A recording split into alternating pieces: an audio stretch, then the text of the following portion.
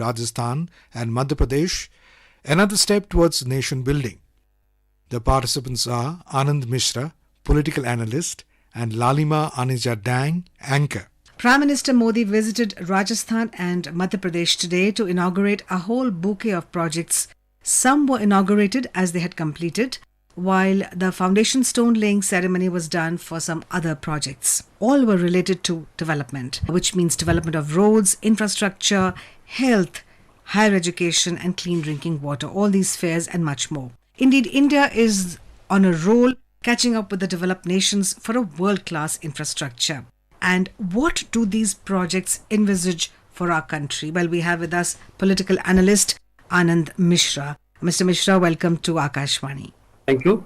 So, Mr. Mishra, what are your views on this big plunge into development, especially in these two states? How would you put it? Of any such project improve the lifestyle of the people in that state? What are your views on this? The fact is that elections are being held in the two states. So definitely any government which launches the projects will be a beneficiary of it. But having said that, the fact is that development is an ongoing exercise. So it's not that every scheme would be suddenly planned within a month. The kind of schemes that we are seeing, that the key projects worth approximately 5,000 crore. Yes. In Jodhpur that the Prime Minister launched. So it's not that all these things will be planned in a day or in a month and then they will be inaugurated. So these schemes are planned well in advance. But there is no denying the fact that since state is going for elections and state is Congress ruled, and the center BJP is ruling, this Prime Minister carries on development work, inaugurates development schemes. It will benefit BJP, but I don't think there is any problem in that because any party in the government will be launching development projects. Whether it ends up as a beneficiary of it in elections or not, that will depend on circumstances. Talking about infrastructure, he inaugurated a 350-bedded trauma center and critical care hospital block at the AIIMS in Jodhpur. And he also inaugurated, in fact, he laid the foundation stone for the development of the state-of-the-art new terminal building at Jodhpur Airport, which will be built at 480 crore rupees, dedicated IIT Jodhpur campus to the nation. We can see that there is an umbrella in infrastructure. You can't say that he's stressing only on health or only on education or only on roads. It's a development unleashed.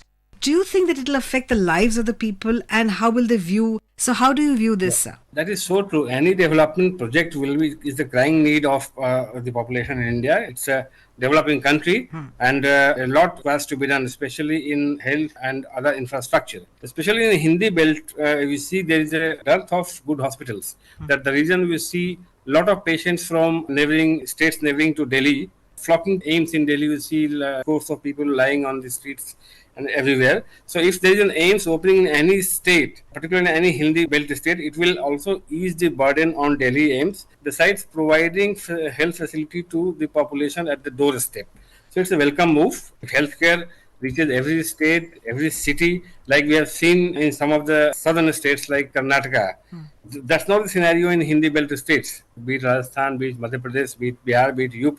So all such steps, all such projects are a welcome move. Further, when we talk about infrastructure, Modi ji also flagged off two new train services in Rajasthan, a new train Runija Express, which will connect Jaisalmer to Delhi, and a new heritage train connecting Marwar Junction and Kamli Ghat. He's also, in his speech, he said that he wants to put Rajasthan on the top as far as tourism is concerned. And tourism will bring a lot of employment opportunities. You think that employment opportunities, once they are improved in Rajasthan, it can increase the economic growth of the region as well? You have mentioned about the starting of two new trains in Rajasthan. Yes. That is a good move. If you listen to the Prime Minister's speech, he has talked about how the length of railway tracks has increased in last 9 years.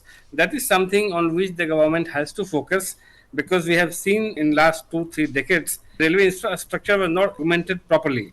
So if the government is focusing on augmenting the infrastructure, like laying new tracks, developing the dilapidated rail bridges, all these things will go in long run. It will help railway stand on its feet. Apart from the railway trains, This dedication by Prime Minister of the two vital rail projects, this doubling of the 145-kilometer long Degana Rayakabag railway line and this 58-kilometer long Degana Kochuman city railway line. These are long-term measures which are going to help the population in these areas for years to come. When it comes to law and order, Rajasthan has sometimes been criticized, and Prime Minister also emphasized upon the law and order situation in Rajasthan. He said that if the situation of law and order remains what it is, investment and business go bust. And once that is taken care of, investment comes on its own.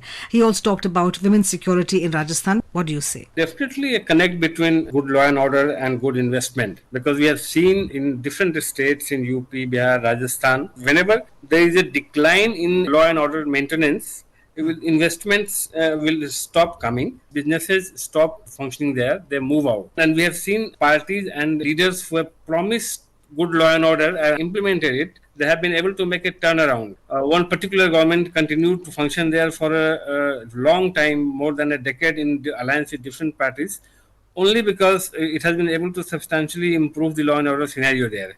So if Prime Minister is promising a sound law and order in Rajasthan, it's a welcome move. Law and order has to be there. Without a proper law and order, development cannot be expected.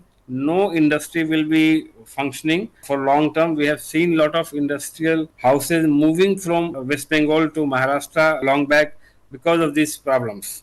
So definitely law and order and development are interrelated, and any political party, any political government which wants to develop a state has to be focused on law and order. Do you think it can also improve the lifestyle of the people there, because many of them are involved in handicrafts, and there's a lot of craftsmanship that you see in that area? Yes, you're right. Rajasthan has huge potential. There's a number of good artisans there. There is a culture of handicraft there. There is a cloth industry there. It's a vibrant cloth industry there. Sanganer has block printing, and you have puppet making, and you have the lark bangles and so on. These local products are encouraged properly, then this will not only lead to financial development of the state, it will also help in checking the migration of youths to different places in search of livelihood. Absolutely. That has been a problem in Rajasthan and in a number of Hindi belt states. If you go to the villages, you will find that most of the villages are deserted. Youths are not there. They have migrated to metros in search of a job. So if these activities are taken at the local level, if local art, local handicraft, local specialties are encouraged, then it's going to solve the problem of not employment in the long run. It will also have a cascading effect on law and order, and unemployment are and check migration. Interrelated in many ways. Migration to towns, to bigger towns. Yeah. Once the economy of a place is strengthened, naturally migration can be checked, and it'll improve the lifestyle of the people in that area. Last but not the least point, regarding Rajasthan, the Honorable Prime Minister is very, very fond of millet issues, because Rajasthan is a place where millets grow and they require less water to grow. And he's been promoting, he's named 2023 as the year of millets. And we've served millet dishes not just here in India, but in the UN when they have meetings abroad as well, where Indians are the hosts and where India is a host. Now, during the G20 conference also, a lot of bajra and other Shri Anna dishes were served to leaders of the world. That will also help the farmers who grow millets there. And again, that will help the economy. And it is a win-win situation for everybody, because millets have micronutrients, and the farmers would not have to invest too much in pesticides and fertilizers, because they require very little water and very little of these artificial substances. Surely, traditional crops are not yielding much produce nowadays.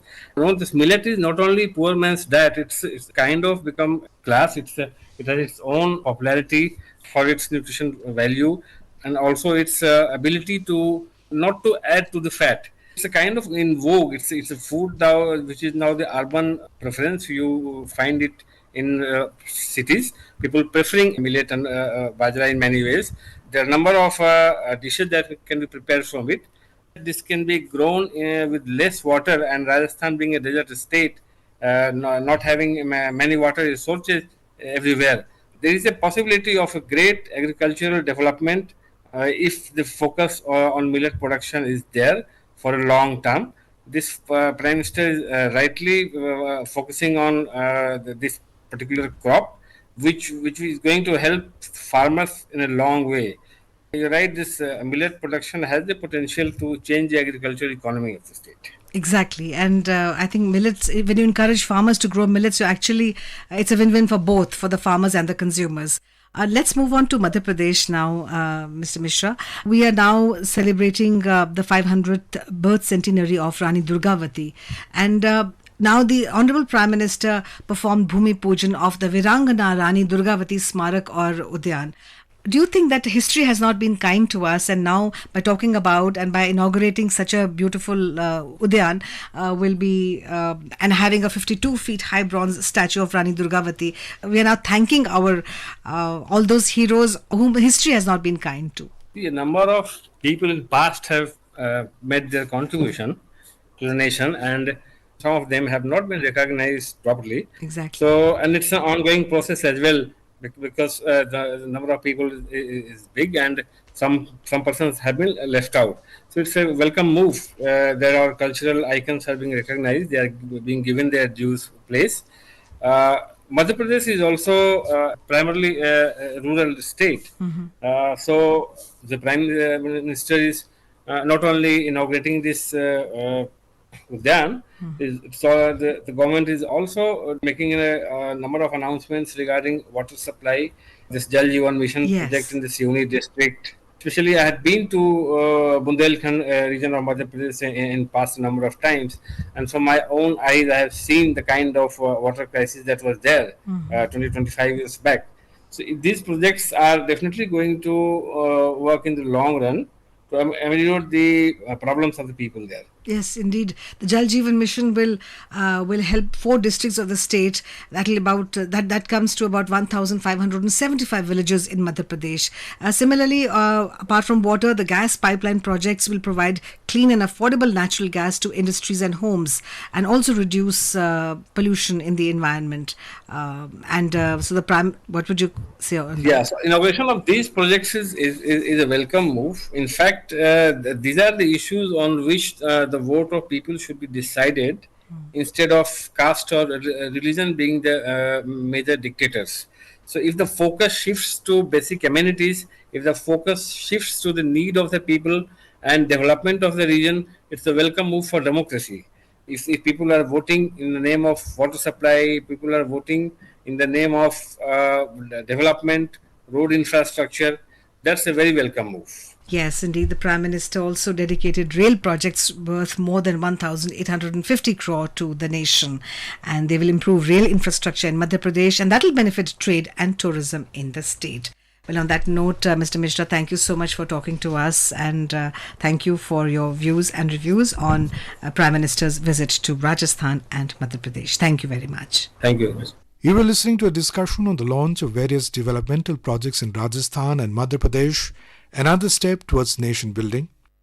The participants were Anand Mishra, political analyst, and Lalima Aneja Dang, anchor. This program was produced and presented by the News Services Division of Akashvani. You can listen to it on a mobile app, News on AIR.